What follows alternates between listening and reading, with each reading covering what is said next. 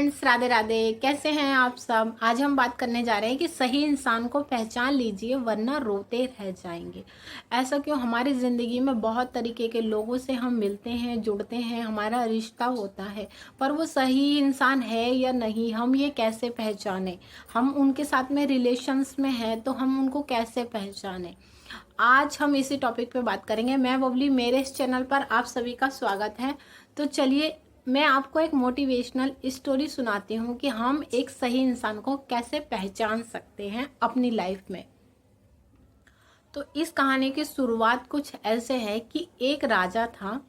राज्य बहुत खुशहाल, भरपूर, सब बहुत अच्छे से थे। वक्त के साथ साथ राजा बूढ़ा हो चुका था और राजा की कोई संतान ही नहीं थी।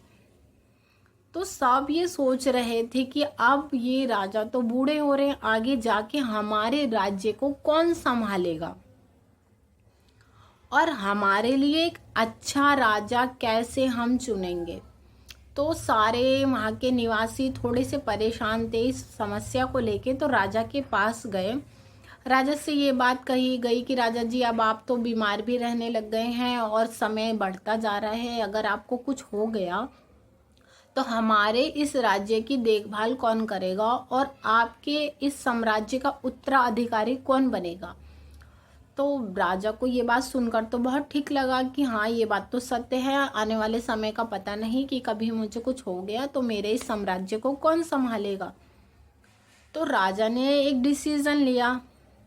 उन्होंने कहा कि मैं अपने इसी राज्य में से किसी एक को राजा घोषित करूंगा, चाहे वो गरीब हो, अमीर हो, किसी भी कोटि का हो, किसी भी वर्ग का हो, कोई कुछ भी काम करता हो, उसे मेरे राजमहल में राजा के पद के लिए ऑडिशन देना होगा। यानी कि अपनी परफॉर्मेंस करके उनको दिखाना होगा कुछ ऐसा जिससे राजा इम्प्रेस हो जाए और उन्हें राजा की गद्दी के लिए स्वीकार कर ले। यानी कि राजा बनाने के लिए उनकी जॉब पक्की हो जाए। तो राजा ने ऐसी घोषणा अपने मंत्रियों से करवा दी गई। अब क्या हुआ कि सभी लोग वहाँ पर आने के लिए तैयार कि हम ऐसी परफॉर्मेंस करेंगे ताकि हमारा राजा बनने का सिलेक्शन कंप्लीट हो जाए, यानी कि मैं राजा बन सकूं इस राज्य का। मन में बहुत उतल पुतल चल रहा था। एक गरीब किसान का लड़का था, तो उसने भी ये खबर सुनी और अपने पिताजी से कहा कि पिताजी, क्या मैं वहाँ जा सकता हूँ। तो उनके पिताजी ने कहा, तुम क्या कर सकते हो, तुम वहाँ जाके क्या ही करोगे, और हमारे पास तो अच्छे कपड़े भी नहीं हैं और राजा के लिए तो कम से कम एक अच्छी पोशाक तो होनी चाहिए, यानी कि ड्रेस तो एक अच्छी होनी चाहिए जो तुम वहाँ जाके अपनी परफॉर्मेंस दे सको, यानी कि अपने बेस्ट को दिखा सको।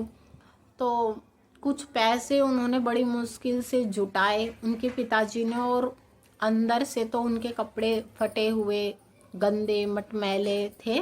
ऊपर से एक अच्छा सा कोट पहन लिया। कोट पहनने के बाद वो राज्य नगर में गए और उन्होंने उस कोट को पहन रखा था। अब एक भिखारी आया, बहुत ज़्यादा गंदी कपड़े और गरीब स्थिति में था, और उन्होंने ये सोचा कि अब मुझे तो ये भिखारी रास्ते में मिल गए, तो पहले इनसे ही बात कर लेते हैं। तो भिखारी मांगने लग गए पैसे। वैसे तो उनके पास पैसे तो थे नहीं।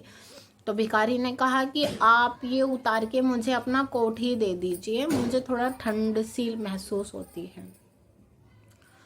तो अब वो लड़का ये सोचने लगा कि मैं राजा के ऑडिशन के लिए जा रहा हूँ और ये मेरे कपड़े हैं जो मैं इन्हें दे दूँ तो मेरे पास कुछ भी नहीं बचेगा।